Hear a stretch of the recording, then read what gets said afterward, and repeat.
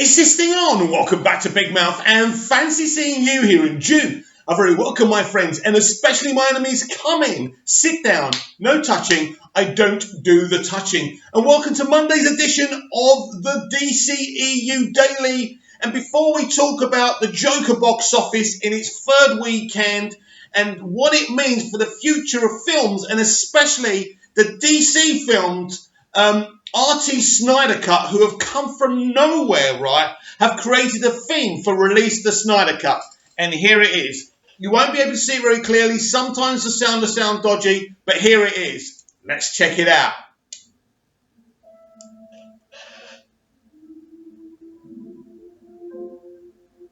Hollywood makes two kinds of movies. They make movies by committee, and they make filmmaker movies. I'm really not interested in movies by committee. They suck. Best movies, my favorite movies are, where you can feel the personality of the director, and it's all about that. That's the only way you can do it. You can't put it before the committee, or you're screwed. They'll be like, you'll end up with like a corporate logo.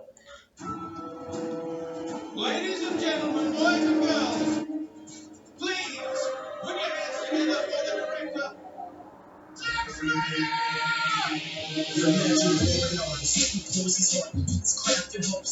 The result will be his magnum opus, but there's an entity bent on greed that has control, and without regard to your genius, it goes back and obvious. Almost half of them, they don't know about how much passion goes into a monument of cinematic gold. After going through all this, what's the public have to have the masses show? Those masses chose to act as though back to go. Since we know that it's no myth, and so Zach opposes the status quo. Crown and achievement, while the perceiver allows us to. Yo, and that's what has us so pissed. The time has come for you to join the front lines with us. Fight for what you believe in, even when they try to fly. And rise above, the Zach has sacrificed enough so we can find it unless they produce the Snyder Cut. The time has come for you to join the front lines with us. Fight for what you believe in, even when they try to fly. And rise above, the Zach has sacrificed enough so we can find it unless they produce the Snyder Cut. They're deciding who they want. The critics on the outside, talking heads can say whatever they want, but people are going to choose what they want to see. Some critics do not like those movies, but fans keep going to see it. Nobody ever goes out to make a movie to impress critics. You do it for the fans of whatever genre, whatever franchise, whatever comic book series you're making. Every frame of its dynamic pose reminds the fans at home of Michelangelo. This man's a pro. Snyder stands alone behind the camera. Yo, every shot's framed as if the shoe around is some Renaissance painting by an old master. They tried to hold back the Justice League corrupt and treated like it don't matter. That's why we're so mad the battle lines just don't have to be drawn into the other truth inside of those statues. Born of one of uncensored expression of religion and intent. And a higher growth the potential expensive artistic integrity because of all the harm. The suits at those studios do we make a call to arms. And we're grateful for soldiers like Jason Momoa, our ace in the hole in the struggle for creative control at the DCEU. All the places he goes to, he works for Zach Nevers, he betrayed and disowned us. Thanks to Fiona, Ray Fisher, and Ray Porter, they fought to maintain order and tried to make sure the visions upheld. Everyone who prayed for his late daughter, you can just tell that he appreciates all of you. It's a shame all the brothers did it respectfully. Let him reflect and breathe. Instead they press delete. On every epic scene, the second he requested me, never even mentioned over the credits. How she gon' rest in peace? The time has come for you to join the front lines with us. Fight for what you believe in, even when they try to fly. And rise above, the Zach has sacrificed enough so we can find it unless they release the Snyder Cut. The time has come for you to join the front lines with us. Fight for what you believe in, even when they try to fly. And rise above, the Zach has sacrificed enough so we can find it unless they release the Snyder Cut. The movie is God exists. The Snyder Cut exists and it's up to you. It's the time to believe that when the movie is based on a comic, it needs constant comic relief. Nah, that's not what that means. A popular drama's been deemed. I don't blame Warner Bros. For wanting a piece when the competition's driven by a monster machine, monopolizing and being given dishonest critiques. And even be the majority of the only options it seems. an obvious choice when you already got an astonishing lead. The problem with greatness, it'll have you demolish quality scenes to instead copy what somebody perceives to be the formula for seeing profits increase. Stop and release the Snyder Cut, will set fire to Hollywood streets. Shit. And there's an ironic part to this. It's funny how nothing about Marvel is marvelous. Disagree with this remark and get hit with a Spartan kick. It's hard convincing someone with horrible taste and art to switch the sea lines to the sheep flock, and I'm watching hitless shit.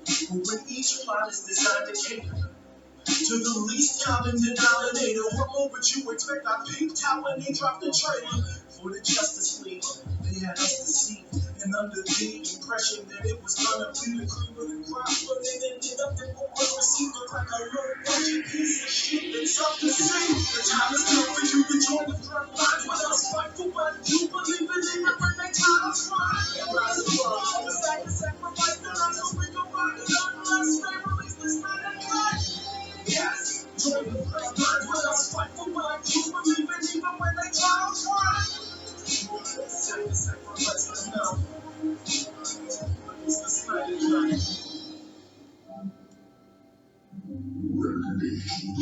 Cut.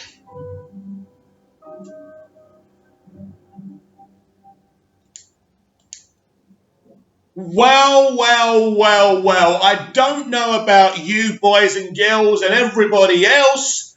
That is freaking sensational. You know what I love about this theme? They use the Man of Steel theme and they beatbox. It's amazing. Look, it's amazing. But what's even more, you see, I was just going to put my phone there for you to listen to it. And that would have been awesome too. But this came out a couple of days ago and I didn't get the chance to do it yesterday. And I mean, this is the dceu Daily, for Christ's sake. So I don't know what quality you heard it in, but this is brilliant. So Zach said a very important thing in this video, and it's something, look, it's an old piece of dialogue that he said ages ago. Hollywood has two types of movies. Films by committee and films that are director-driven. Now, this is what's really interesting, because this video we see clips of Avengers Endgame, and I think Disney and the Marvel Cinematic Universe are movies by committee, right? Now, the mainstream audience love that. They've fallen for it. Now, I do want to do a video later on about what Martin Scorsese has said, and you know, about the MCU, because I think that's really, really important, because people like Martin Scorsese, and you know, there's been another director talking about it as well now, don't make movies by committee. They just don't get it, right? So they've become very, very aggressive about the MCU. I don't know if we could say they've been overly aggressive, but certainly what they're saying is really true. And what's happened is here now, you've got a lot of people working for Disney, a lot of people working for Marvel Studios, trying to come out gently, softly, trying to criticize what they've said. But at the end of the day, right, what they're saying is the truth. It wouldn't surprise me, right, if this is an initiation from Warner Brothers. They've done this on purpose, because the thing is, right, if you're gonna, you know, let me draw you a picture, because I want to. What I'm saying now is very relevant to this video, because this video reminds me of how far we've come as a movement, right? Because people thought we were a bunch of conspiracy theorist nutters, didn't they? Religious freaks, you know, everything they could throw at us. There was a Snyder Cut. It's here now. Everybody wants to, you know, everybody wants a piece of what we're selling. More on that a little bit later as well. So you look at the MCU, you see what Francis, that's his name, Francis Ford Coppola, another great, iconic, historic director like Martin Scorsese, and he went further in criticising Marvel Studios. He called them offensive to films. Now, obviously, this is the whole thing, what Zach's always said. You have two types of films, movies by committee and director-driven movies. And what happened with Justice League and our fight to release the Snyder Cut has brought that to a head. And in a minute, I'm going to talk about the Joker box office. So you've got Justice League, then you've got the Joker movie. The Joker movie is a director-driven movie, but the Justice League theatrical cut is a movie by committee. Now, it's the worst type. It's the worst example. Admittedly, most movies by committee can be entertaining, they can be fun, they can be interesting, but they're not as interesting. Let's just compare them to something like Oliver Stone's JFK, Oliver Stone's Born on the 4th of July. You know, JFK was distributed by Warner Bros. Let's not forget about that. One of the greatest films I've ever seen. A director-driven movie. They are important. I believe this industry has room for movies by committee and director-driven movies. And I think Warner Brothers is big enough to do both. And I just think this video, look, I'll go back to this anthem again. Brilliant. Brilliantly. Whoever did it, it's brilliant. But the video is so important. All those images, we saw Chris Wong Spencer there, some other wonderful people who have driven us to do this. This is brilliant. This is brilliant. And I'm so happy with the anthem. I think this anthem should have been done ages ago. But we are at a crux now. And it is about, there is this kind of situation now. What would you prefer? A director-driven movie or a movie by committee? As I say, there's room for both. There's even room for both for the DC movie universe. We've seen it. You know, I would say that a film like Shazam is probably 70% director-driven and 30% a movie by committee. So you can have a bit of both. And I think maybe if there was a compromise with Man of Steel and Batman v Superman to have 80% director-driven film, but then for Warner Bros. To say, well, we want to see this and that. That there's always room for compromise, isn't there? But what happened with Justice League was they kicked Zack Snyder out, they took his movie, they cut it to pieces, they brought someone in to do that, and it was the wrong way to do it. Look, it was horrible. It was horrible what we had to go through. Sitting in the cinema watching it, I will never forget it. I will never forget that feeling in my life. Having just experienced my mother's death, it kind of, not obviously as strong as that, but there was a depression to sitting there watching that movie. And I've told you this story before. I get in the cab and the cabbie goes, was it a good film? And I said, yeah. But in my heart, I knew it wasn't. And I came home and I did, multiple Instagram videos about it because I didn't have a YouTube account back then. And anyone who knows me knows how excited I was for that film. It was just the trailers, everything. This was going to be the concluding part of a trilogy. We had our Empire Strikes Back with Batman v Superman. This was massive. And Zack's vision for the Justice League movie would have finished it because they didn't let him do a part 2 of Justice League. But still, we could have had a 2.5, 3-hour Justice League movie, which would have been just as good. But obviously, I wanted to see the second part. Obviously, we all did. And maybe in the future, there's a time for that. So, what this anthem really does by R.T. Snyder Cut, and I say it again, what R.T. Snyder Cut have achieved in, I suppose we could say about a year, just under a year, however long they've been around. Nobody knows who they are and who's behind it. I just think it's a group of fans. I think it's wonderful. If you see their pinned tweet, it's brilliant. They don't want negativity. They just want positivity. That's a bit hard in this fandom. It's a bit hard in any fandom. But I think mostly we understand what they're trying to sell here. And they've done a great job to organise everyone to do that. And this anthem is really a celebration of how far our movement has become. And when I say I feel we're all together in this. I wouldn't say what I've done has helped, really. I just do a bunch of videos, I retweet a bunch of tweets. But I want to see this film. I desperately want to see this film. And I believe next year I will see it.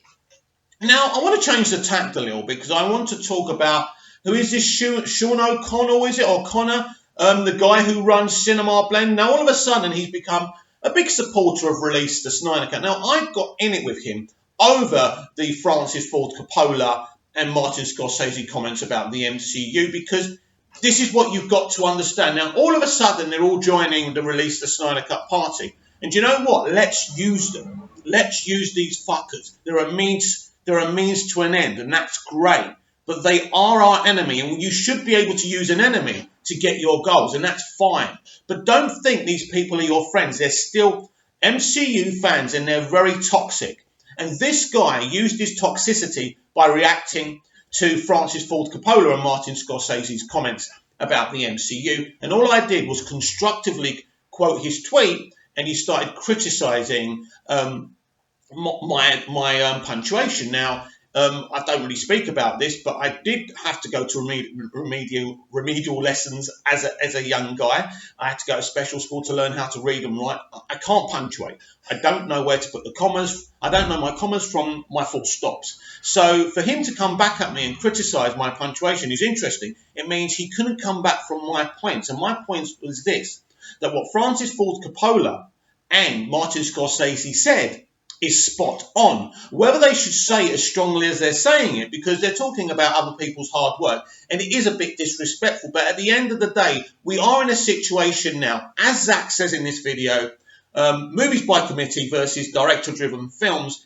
and I think the MCU and Disney Star Wars and Disney are films by committee. And we've seen how badly Disney have done with Star Wars, and that's because movies by committee ultimately won't work. Now, what's interesting with the MCU, that, if you like, Kevin Feige isn't a Disney man. He was already he's the one who really set up Marvel Studios before Disney ever thought of buying it, right? So he was really running it.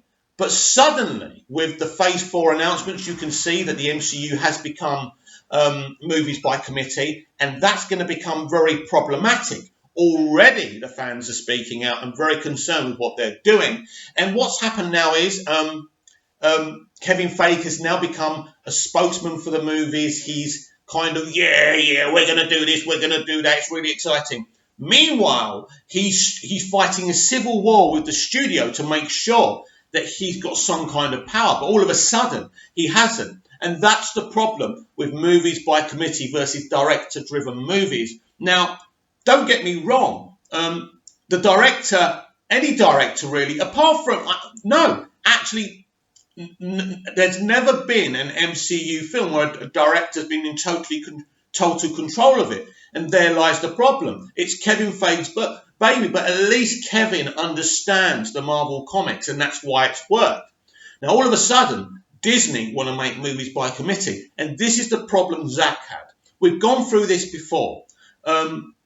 You know, Christopher Nolan did an amazing job with the Dark Knight trilogy, so they wanted him to helm the DCEU, but he didn't want to put in the time. He wanted to work on his own projects, understandably so. And that's the moment the mistake happened. Once he said, I don't want to mould the clay myself, they should have said, you know what, Chris?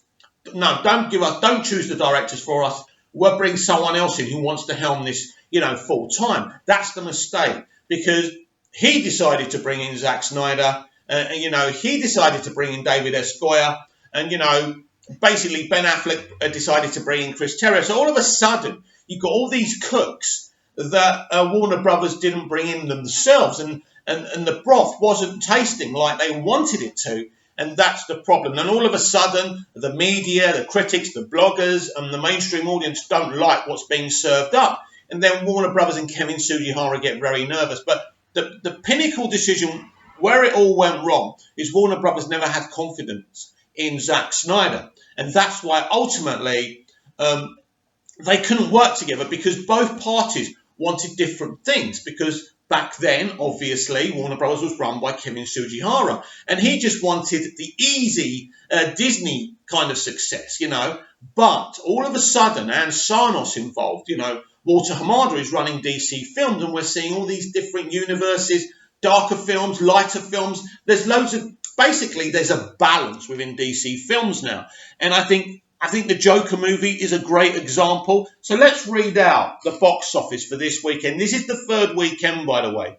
Joker continues to destroy all expectations. The film added another huge 77 million, minus 37%, bringing its foreign total to an unprecedented 490 million, and its overseas total to 737 million.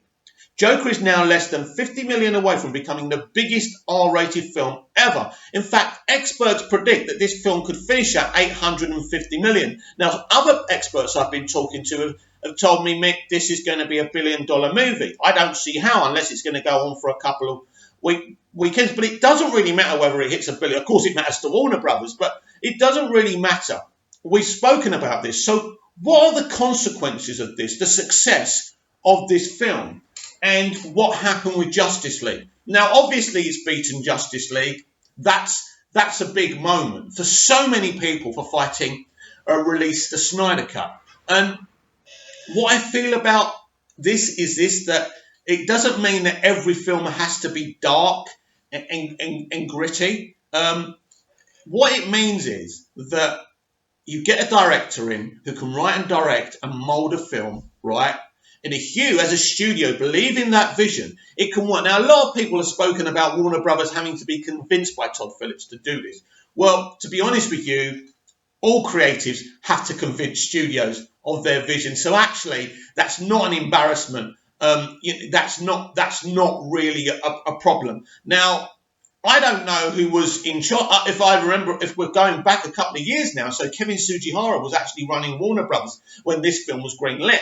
But Walter Hamada greenlit this film. Walter Hamada was brought in by Kevin Sugihara. So it kind of looks like that Sugihara understood his mistake with Justice League and was already, going down this direction. But what Walter Hamada has done, and he understands, is you can't just have dark films. You can't just have light films.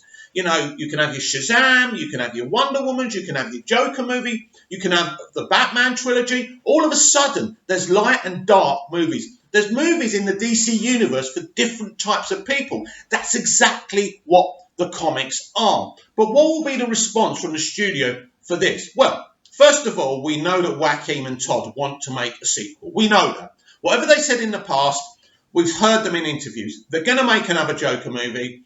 Todd will also bring in a writer-director to do the next Black Label character. That's important. But also, what this says to the studio, but I think they learnt their lesson after the reaction to the theatrical cut of Justice League, and I think even Kevin Sugihara learned his lesson. He moved on Jeff Johns, a lot of people were moved out of the studio, so already, even before Kevin left the studio, he knew what had to happen, and that's why Walter Hamada was brought in from New Line Cinema, and he's doing such a great job. So all of a sudden, you're looking at Disney and you're looking at the MCU, and in fact, it's Warner Brothers and it's DC movies that look, relevant because they have a very intelligent woman running their company, while Disney have an old man running their company, and his ideas seem to look old and tired. And when I talked about Francis Ford Coppola's and Martin Scorsese's comments against Marvel Studios, and I kind of gave the example of an elephant stamping on an ant, and the ant's still got a bit of life because they're all coming out, they're trying to speak against them, but you're talking about Francis Ford Coppola and Martin Scorsese, and no matter how old they are, they have a voice. And as I said, they're a voice coming from Warner Bros. Let's not forget Scorsese was going to produce and maybe even direct the Joker film. So he has a big connection with Warner Brothers.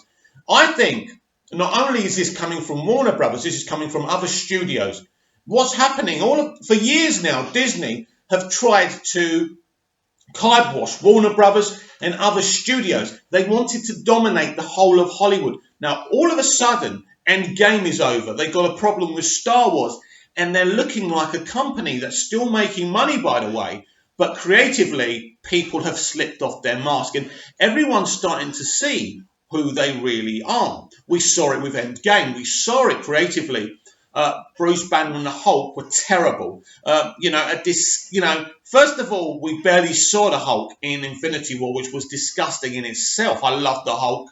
And then what they did with him, with Professor Hulk, was ridiculous. And I've spoken about this before. And this is the difference between director movies, right? Driven movies and movies by committee. And we've seen it. So basically, you can get a director, right?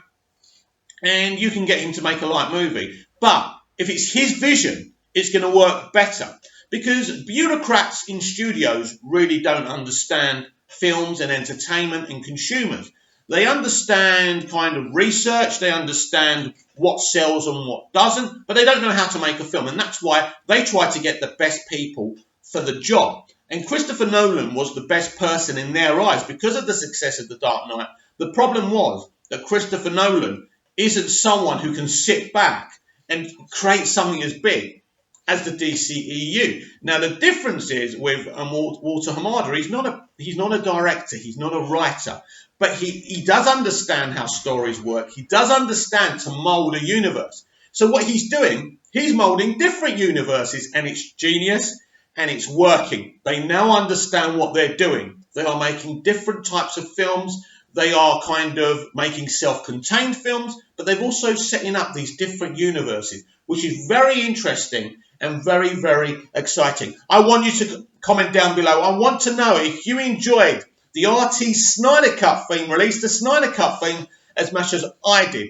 And I hope you enjoyed our little chat again. Now, don't forget, this conversation can continue over on my Twitter, at Movies TV Mad. So give me a follow on there, and let's have a chat. Please like, share, and subscribe. If you like the videos, please like them, because YouTube do not help little teeny YouTubers like myself. So give it a try, give me a like, give us a share. Let's make our voice bigger by making little YouTubers like myself a little bit more well known. I'm kind of, what am I on now? 782 or whatever I'm on. So I want to thank every single subscriber. I think more of you should watch the videos, because obviously I don't get that amount of people watching the videos. So if you do kind of stumble on me and you have subscribed before, please watch the videos. Please give it a promotion, because I'm just an ordinary movie fan who likes to talk about DC movies, and obviously later on today as well, or is it tomorrow morning, European time, a Star Wars trailer for The Rise of Skywalker is being released. I will do a trailer reaction for that as well. So whatever you're doing today, have a nice day, and I shall see you later.